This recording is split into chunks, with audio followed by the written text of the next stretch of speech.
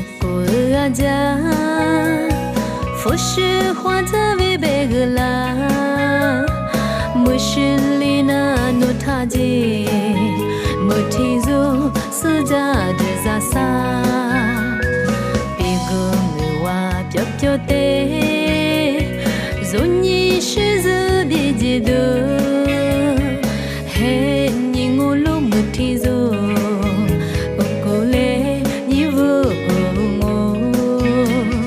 Suja tuwa gufula Ni makuwa halala